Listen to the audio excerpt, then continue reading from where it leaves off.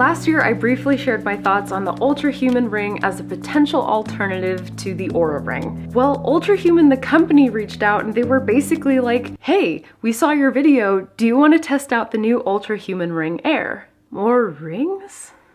My precious. To quickly bring you up to speed, I backed the Ultrahuman Ring on Kickstarter in late 2022, and after several months of waiting, it finally arrived. Hooray! I was so excited I could finally test out the ring, and oh, what's this? They're releasing a new version of the ring just a few months after releasing the original? Great.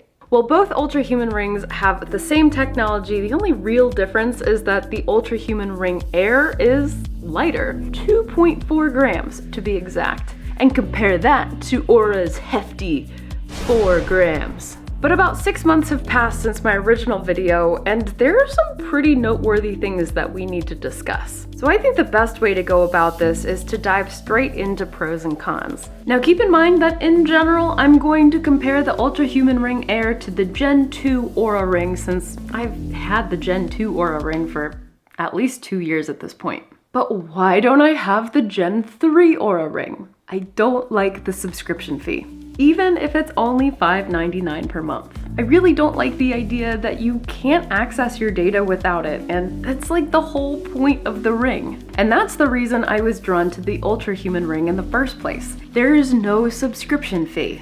I think they saw just how outraged people were when the Oura Ring subscription fee was introduced, so they jumped on that opportunity. It's a one-time purchase. You buy your ring and the access to your data, and there is a lot of data. It's comparable to the Gen 3 Oura Ring, but you're able to dive deeper into the data. For instance, if you wake up in the middle of the night and you have a hard time falling back asleep, well, you could go in and see how long it took you to fall back asleep, and thus how long you were miserable for. I may or may not be speaking from experience. And I love that you can contribute to your data by ranking your perceived recovery. I think Ultrahuman also does a good job providing actionable insights and recommendations based on your data. So they'll do things like recommend a window of time for you to go to bed, or maybe based on XYZ data, you may not be fully recovered. They also suggest a stimulant window, basically like when do you want to start caffeinating for the day and when you should probably stop so it doesn't impact your sleep.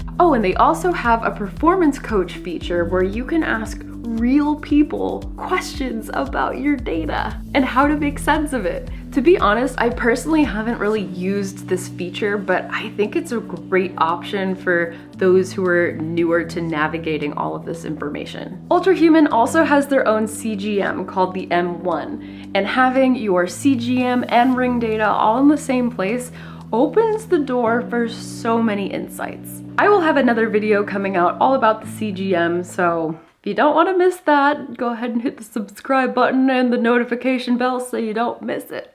I've also been impressed with the data accuracy.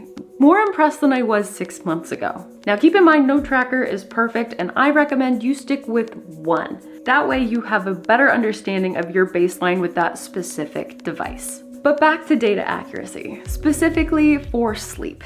You want to know a really good way to test the accuracy of these devices? A really bad night's sleep. Specifically, when you wake up in the middle of the night and your brain turns on and you can't shut it off, and you have a really hard time falling back asleep. Work has been pretty stressful over the last few months, and unfortunately this has happened to me more than once. And you know what? The Oura Ring gave me way too much credit. I feel like it was maybe trying to spare my feelings for how poorly I had slept. However, the Ultrahuman Ring Air was far more accurate and far more upsetting. And seeing this happen at least 3 times has given me, well, confidence in the Ultrahuman Ring Air's sleep tracking capabilities, which is the thing that I'm most interested in seeing. Now, I almost forgot to mention this, but I think the Ultrahuman Ring Air is more comfortable than the original Ultrahuman Ring and the Oura Ring. So the Oura Ring has these 3 little bumps, I don't know what they're called, on the inside of the ring. I don't really notice it when I'm wearing it, but when I put the ring on and I take it off, I notice it. Like, it doesn't feel great, but it doesn't bother me all that much. You get the point. So I do like that both Ultrahuman Ring models don't have anything poking out. Now I know the main thing that Ultrahuman highlights in their new ring is how light it is. And to be honest, I've never really thought about the Oura Ring or the original Ultrahuman Ring being heavy, but I do think it helps make the ring feel less bulky. I originally thought that the new ring was thinner than the Oura Ring. Comparing the two, it looks like they're about the same thickness, but I think the weight of the ring is maybe making a difference. The last pro may seem kind of random, but I like that Ultrahuman, the company, is dedicated to continuous improvement. They've rolled out lots of new updates and features over the last several months. They just released a new breathwork feature, for instance, but they're very open to feedback. Ultimately, I think Ultrahuman is dedicated to their mission, and that's something that goes a long way with me. Alright, no product is without its flaws, so let's talk about the cons. The first one we need to talk about is the sizing kit. Long story short, whatever size you end up choosing based on the sample rings in the sizing kit, you can expect the real ring or the actual ring to fit a little more snug. But I hope that at some point they may be able to update the sizing kit so it's a little more true to size. The next one isn't a big deal to me, but it may be to some, so I think the ring may be like sort of prone to scratches. It's really not that bad. I think the ring actually looks pretty darn good after wearing it for a little over a month. I should note that I take my rings off when I lift weights. I think that's actually the recommendation just across the board. So do that, but that's not a variable. The scratches that are on all of these rings, it's just from everyday wear. The Oura Ring looks very well loved. It's not super shiny, but I'm not wearing it for fashion purposes, but I do think that the new Ultrahuman Ring Air is more durable than the original Ultrahuman Ring.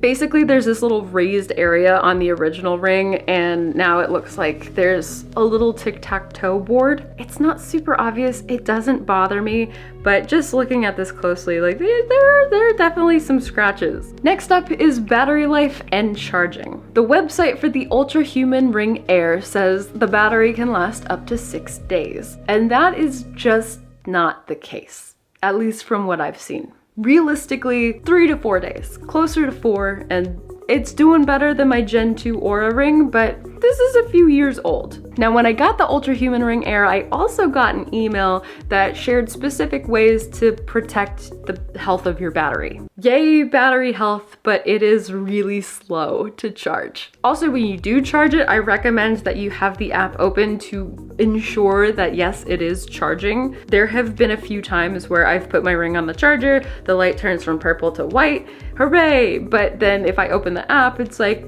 not charging. So I don't know if that is an issue with my ring, but yeah, so just have the app open when you put it on the charger. Maybe that will be fixed in an update. I don't know, but I'm mentioning it. Let's talk about the user interface. Like I mentioned earlier, I love that you're able to dig deeper into the data, but it can also be a little overwhelming. And I think a big part of this is that you only have one tab dedicated to the ring data in the Ultrahuman app. And there is a lot of information to scroll through. The Oura Ring app, on the other hand, breaks up the data across multiple tabs, so I think it's a little easier to digest. Maybe the best way to describe it is that the Oura Ring app feels a little more beginner friendly, whereas the Ultrahuman app feels more intermediate to advanced. The final thing I want to bring up is an important one, and it is something that I mentioned in my previous video. As the ring collects certain data, sometimes you will see a green flashing light.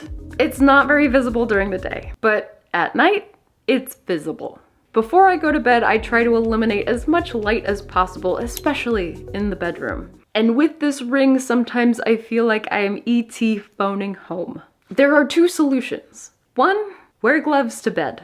2, sleep with your hands under the covers. I do the latter. But I wish that this is something that had been resolved from the original Ultrahuman Ring to the Ultrahuman Ring Air. Okay, I think those are all of the pros and cons, at least the ones that I could think of or that I thought were worth mentioning. But I know that there are a lot of people who are looking into the Ultrahuman Ring Air as an alternative to the Oura Ring because they don't like the Oura Ring subscription fee, just based on principle. And in the video I released 6 months ago, I thought that the Ultrahuman Ring, the original one, was a good potential alternative, but there was a lot of room for improvement. But the company has and continues to update their algorithms. They've been rolling out new features. The ring itself looks and feels nicer than the original one. You can dive deeper into the data than you can with the Oura Ring, and there's no subscription fee.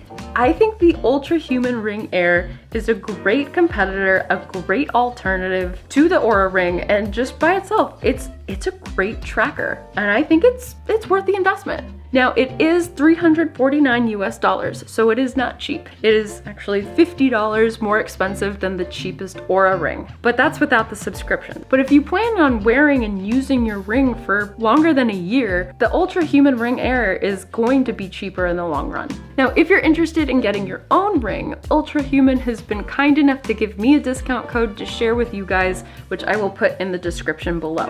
And I want to give them a huge shout out for letting me test out this ring and their CGM. Stay tuned for the CGM review video that will be coming out next. So in the meantime, I've picked out a few other videos I thought you might enjoy. So thank you for watching, and I will see you in the next one.